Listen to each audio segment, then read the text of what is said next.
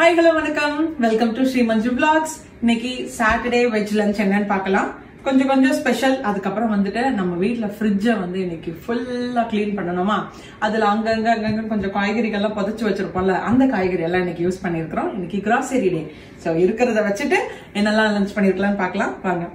First வந்துட்டு ஸ்ரீதருக்கு ரொம்ப பிடிச்ச பருப்பு, எனக்கு பிடிக்காது, அதனால எனக்கு சாம்பார் இருக்குது, ஸோ நான் அதை யூஸ் பண்ணிக்கிடுவேன்.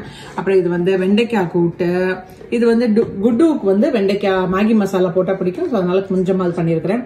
நிறைய பீட்ரூட்ஸ் இருந்துச்சு, இனி விட்டா கெட்டும் போயிடும், அதனால பீட்ரூட் கூட்டு இன்னைக்கு மண்டேக்கு எப்போ வேணாலும் நம்ம யூஸ் பண்ணிக்கலாம். கொஞ்சம் எடுத்துட்டு மிச்சம் வந்து நம்ம ஸ்டோர் பண்ணி வச்சுக்கலாம். அடுத்தால வந்து ரசம் பண்ணியிருக்கிறேன். அப்புறம் வந்து இது ஒரு ஸ்பெஷலான வடை, என்னதுன்னா சொரக்காய் வடையா பண்ணியிருக்கிறேன். சொரக்காய் போட்டுட்டு சொரக்காய் வந்துட்டு நல்லா கிரேட் பண்ணிட்டு நம்ம பருப்பு வடை பண்ணுவோம் இல்லையா, அதோட மிக்ஸ் பண்ணி பண்ணேன்.